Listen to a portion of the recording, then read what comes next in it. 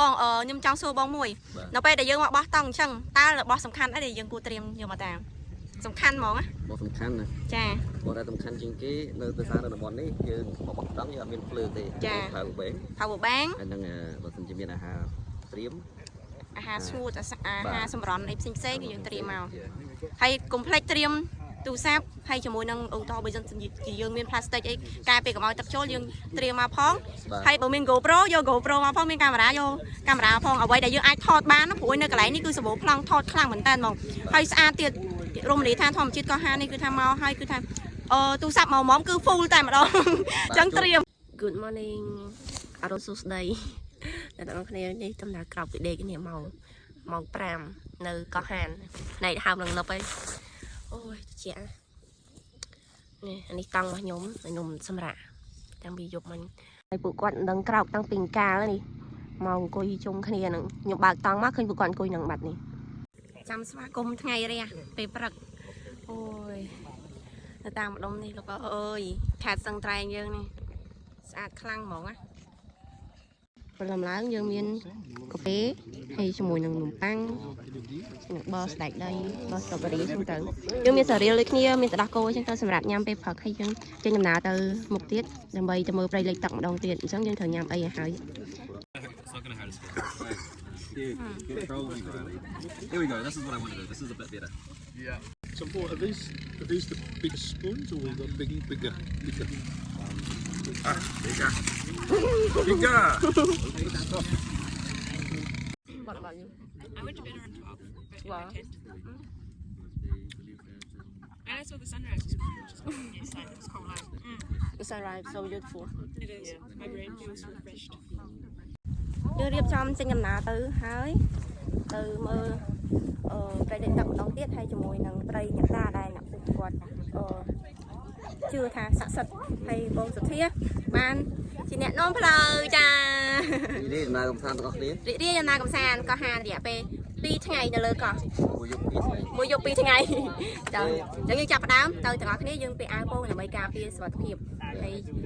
ចាំមើលតាមដានសកម្មភាពរបស់ពួកខ្ញុំបន្តទៀតអូខេបាយ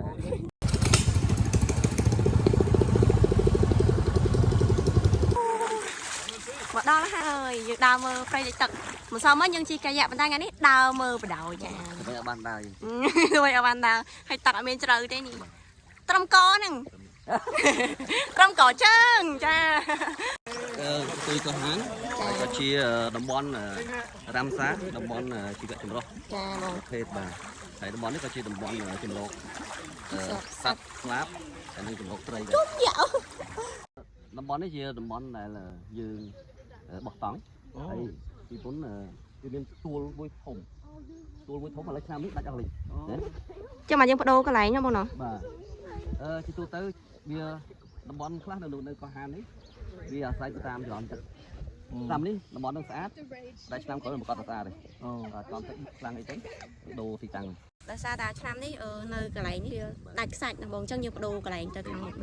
ចាបងខ្ញុំចង់សួរបងមួយនៅពេលដែលយើងមកបោះតង់អញ្ចឹងតើរបស់សំខាន់អីដែលយើងគួរត្រៀមយកមកតាមសំខាន់ហ្មងណារបស់សំខាន់ណាចាបងតែសំខាន់ជាងគេនៅទៅសារនៅតំបន់នេះយើងមកបោះតង់យើងអត់មានភ្លើងទេចា power bank ហើយនឹងបើសិនជាមានអាហារត្រៀមអាហារស្ងួតអាហារសម្រន់អីផ្សេងៗគឺយើងត្រៀមមកហើយកុំភ្លេចត្រៀម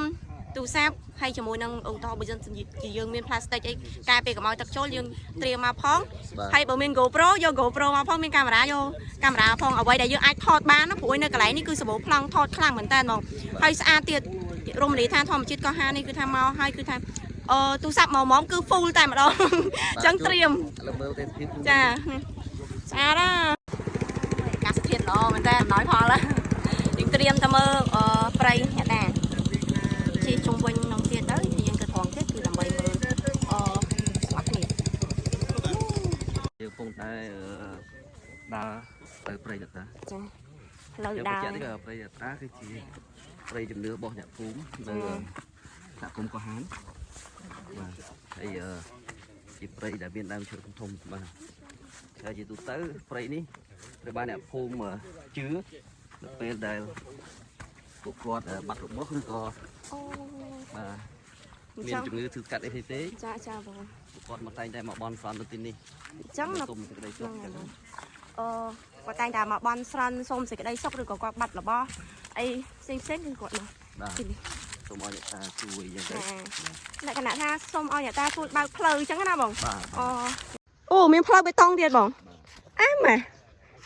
គុំសុខគាត់វត្តតំបន់នេះទៅជាតំបន់ទេសចរ ចា ជាតិទេសចរគាត់មកដល់ទីនេះ ចាបងអាចជិះកង់លេខបានទេបងណាចា បាទនេះជាប្រភេទដើមឈើទាល ដើមឈើទាល ដែលអ្នកភូមិគាត់យកជ័រនេះទៅប្រើប្រាស់ហើយធ្វើជាចន្លោះនេះធ្វើជា អញ្ចឹងជ័រឈើទាលហ្នឹងយើងអាចយកធ្វើជាចលងណាបងណា បាទធ្វើជាចន្លោះធ្វើជាជ័រលាបទូកលាបអីយើងអាចប្រើប្រាស់ ទូកទៅអី បាទ អត្ថប្រយោជន៍នៃដើម នេះ ឈើទាល resin tree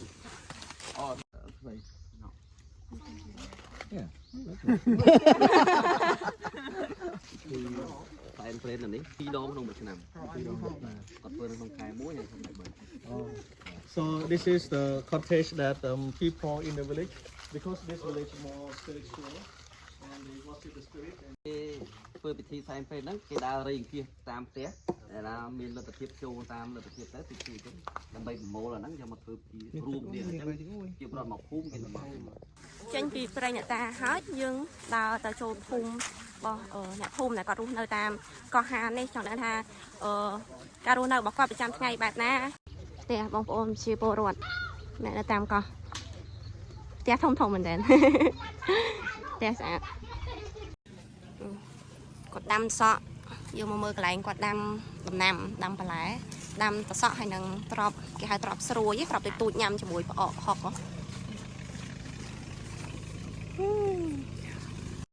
ហើយនៅតាមម្ដុំនេះគឺគេប្រើភាសាពីរភាសាឡាវជាមួយនឹងភាសាខ្មែរកន្លែងគេបិទស្រាសគេបិទហើយចម្រោះចេញជាស្រាសខ្ញុំអត់អាចភ្លុកបានទេព្រោះខ្ញុំអត់ចេះញ៉ាំស្រាតែក្លិនមានអារម្មណ៍ថាក្លិនរៀងឈ្ងុយដោយសារតែបិទពីអង្គរ Oh, yeah, they're strong. It smells like whiskey. whiskey strong. បិទបានជាការចេះហើយអានេះផលិតផលសម្រាប់